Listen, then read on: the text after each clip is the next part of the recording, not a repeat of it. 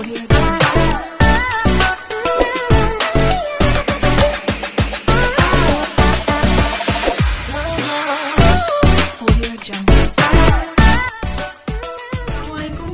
wabarakatuh. Welcome to my YouTube channel lagi. Kembali lagi di kelas Bu Wenti Krisna. Sekarang Bu Wen akan membagikan terkait dengan materi komunikasi bisnis di kelas Bu Wenti Komunikasi Bisnis. Jadi teman-teman, sekarang babnya yaitu adalah terkait dengan negosiasi bisnis. Nah, negosiasi bisnis kita langsung aja ya, karena di materi ini biasanya kita tuh banyak banget yang namanya materinya. Kita harus bahas satu persatu. Langsung aja, apa sih negosiasi itu dalam komunikasi bisnis? Jadi kalau umpamanya kita punya klien, punya pelanggan setia, kalau kita ada sesuatu hal yang memang perlu didiskusikan atau dinegosiasikan, sebenarnya kita tuh pakai teknik apa sih biar sama-sama enak? Nah, kita coba runtutin satu-satu gitu ya, kita preteli satu-satu biar kita jelas teknologi negosiasi dalam komunikasi bisnis. Teman-teman, kalau di sini dalam negosiasi berasal dari bahasa Latin yaitu negociari, yang berarti berdagang atau berbisnis. Jadi kalau dalam bahasa Latinnya itu adalah berdagang atau berbisnis loh ya. Tapi di sini juga ada menurut Bapak Robinson dan Volkov 1998, negosiasi suatu proses di ranah publik ketika dua pihak dan berbagai macam pendukung berupaya mencapai keputusan bersama mengenai isu-isu yang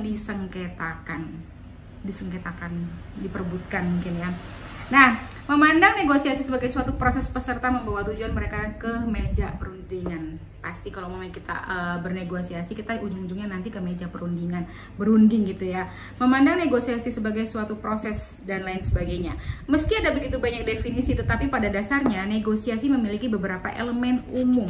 Yang pertama adalah elemen-elemen dari negosiasi. Yang pertama, memiliki dua atau lebih peserta yang saling bergantung. Tapi kalau umumnya cuma sendiri itu bukan negosiasi ya, berarti kamu negosiasi dengan diri kamu sendiri ya.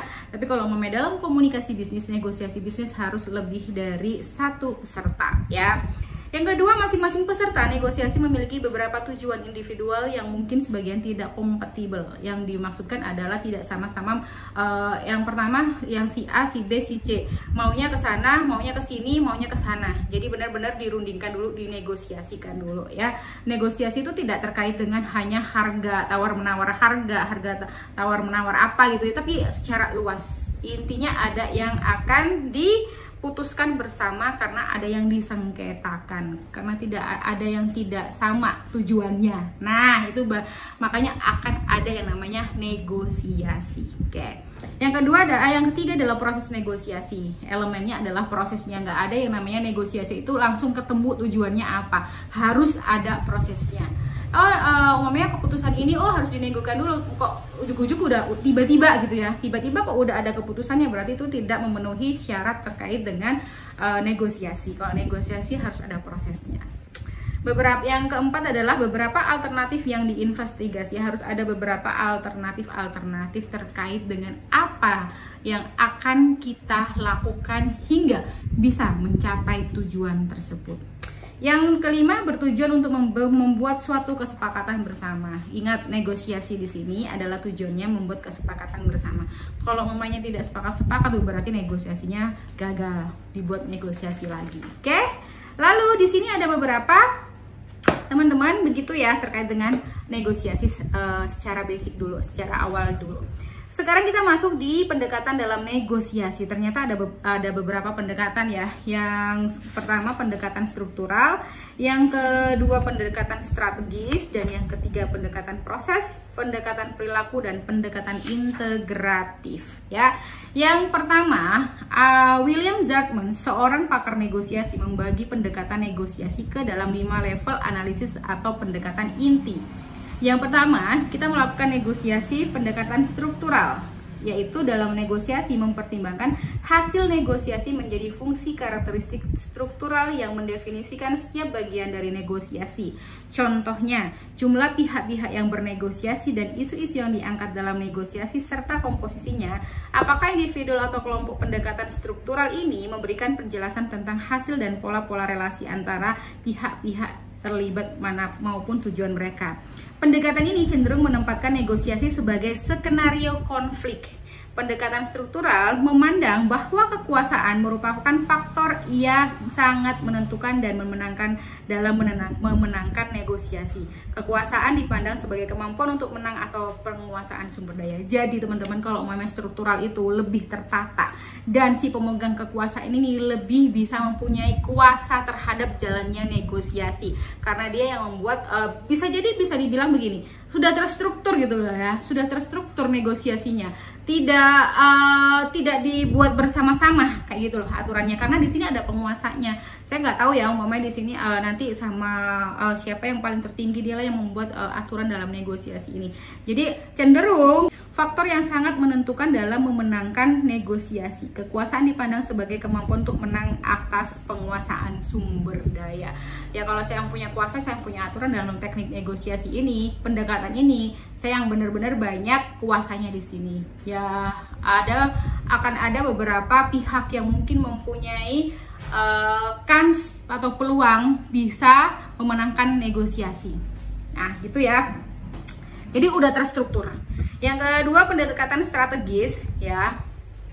Pendekatan strategis ini terfokus pada peran alat seperti kekuasaan dalam negosiasi yang menekankan tujuan untuk menentukan hasil akhir. Selain itu, pendekatan ini juga kerap kali dipandang sebagai pembuat keputusan rasional dibuat dengan penuh kalkulasi.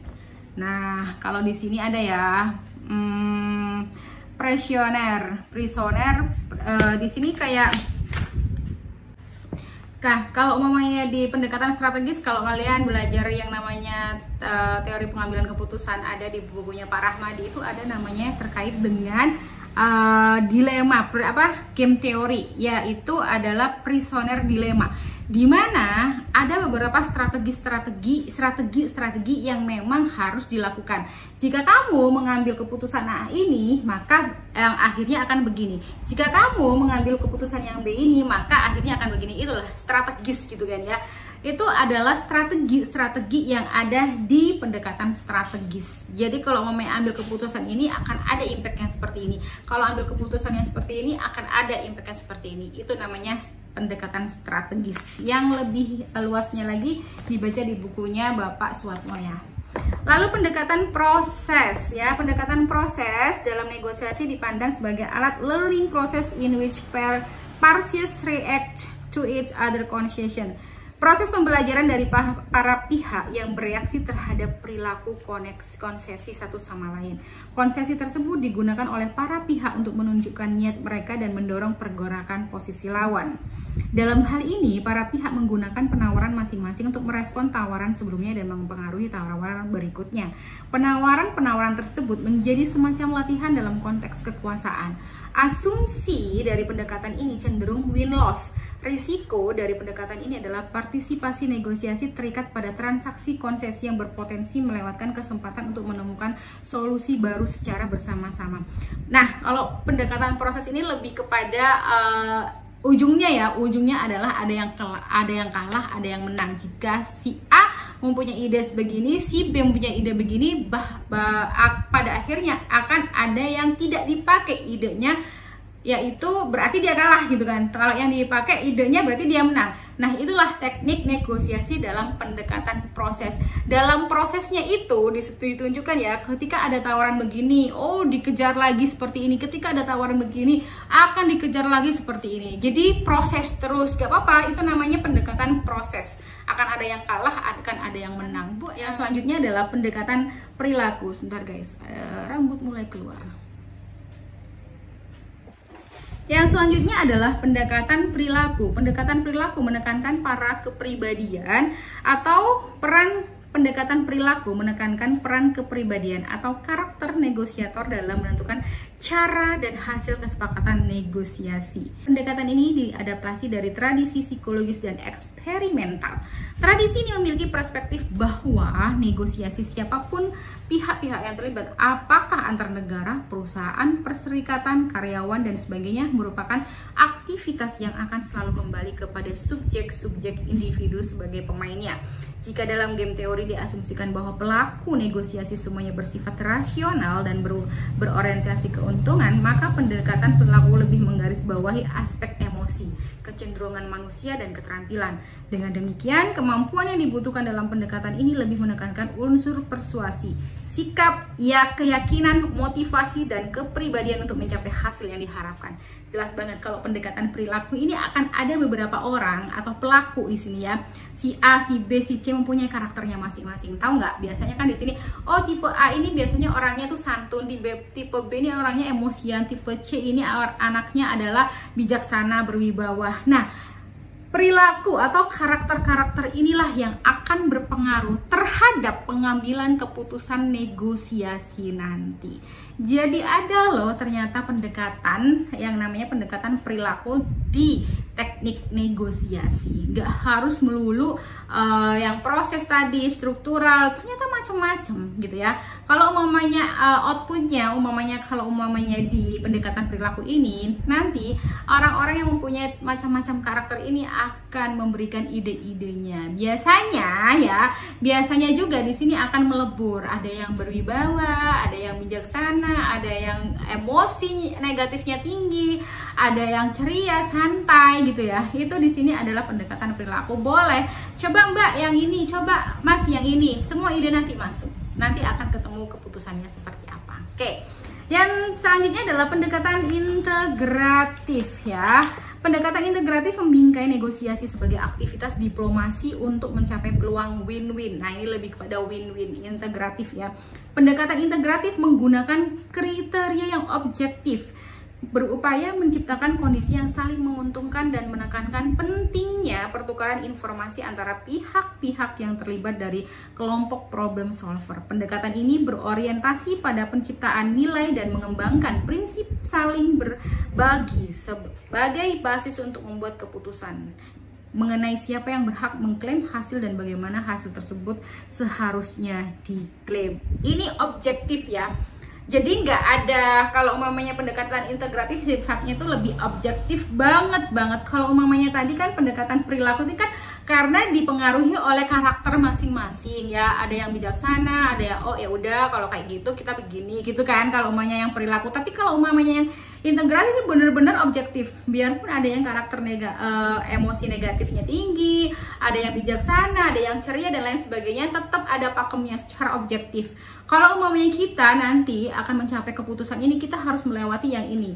Jadi kalau umamanya kita tidak melewati yang ini, berarti keputusan tidak bisa diambil. Berarti hasilnya belum ada. Itu objektif ya, nggak peduli kamu siapa, nggak ada kekuasaan di sini, semuanya sama secara objektif ya.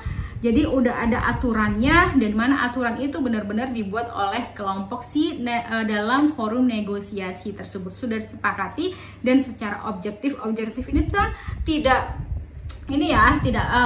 memilih siapa karena alasan dia teman baik saya, dia adalah partner saya selama ini, yaitu kan subjektif. Tapi kalau di integratif ini lebih adil, lebih objektif ya, lebih objektif lagi. Kita terima kasih banyak. Wassalamualaikum warahmatullahi wabarakatuh. Semoga bermanfaat. Terima kasih.